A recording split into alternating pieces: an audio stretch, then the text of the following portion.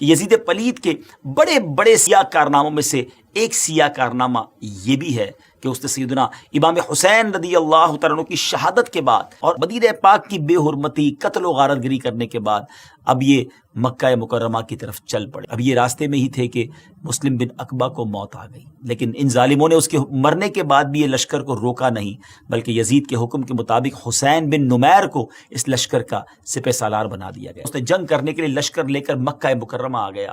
یزید کی طرف سے حسین بن نمیر سے کہا گیا کہ کچھ بھی ہو جائے قریش کی دھوکہ بازیوں سے بچ کر رہنا اور ان کے ساتھ صرف تیروں اور گھوڑوں سے مقابلہ کرنا، یعنی سلوح میں نہ پڑ جانا۔ یعنی دوسرے لفظوں میں ان کو کام ہی یہ دیا گیا تھا کہ لڑائی کرنی ہے، مارنا ہے، سلوح کی بات نہیں کرنی ہے۔ ان ظالموں کو مکے پہ حملہ ہی کرنا تھا۔ چنانچہ مکہ مکرمہ پہنچ کر حضرت سیدنا عبداللہ ابن زبیر رضی اللہ تعالیٰ عنہ نے اس کے ساتھ بھرپور جنگ کی۔ حسین بن نمیر کے لشکر نے مکے کا محاصرہ کر لیا اور عبداللہ ابن زبیر رضی اللہ تعالیٰ عنہ نے مسجد الحرام میں پناہ لی تھی اور اس نے حملہ کیا۔ منجنیق جو ہوتی تھی، یعنی جس سے غلیل کی طرح بڑے بڑے پتھر پھینکے جاتے تھے، انہوں نے آگ کے تیر بھی پھینکے۔ خانہ کعبہ کے پردے اور چھت میں آگ لگ گئی۔ مکے کا محاصرہ اور حضرت عبداللہ ابن زبیر رضی اللہ تعالیٰ عنہ ان کے ساتھیوں سے جنگ جاری تھی کہ یزید کے مرنے کی خبر شامیوں تک پہنچی۔ وہ متفرق ہو گئے، وہ گھبرا گئے۔ حسین بن نمیر بھی بھاگ نکلا۔ یزید کی موت کے بعد مروان بن حکم نے لوگوں کو اپنے ہاتھ پر بیعت کرنے کا کہا۔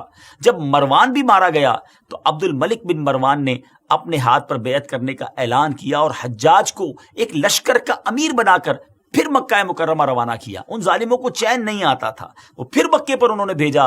حجاج مکہ مکرمہ پہنچا اور جبل ابو قبیس پر چڑھ کر اس نے پھر منجنیق جو ہے وہ نصب کی اور مسجد الحرام میں حضرت عبداللہ ابن زبیر اور آپ کے ساتھیوں پر پتھر برسائے۔ آپ کو شہید کر دیا گیا۔ آپ شہادت کے متمنی بھی تھے۔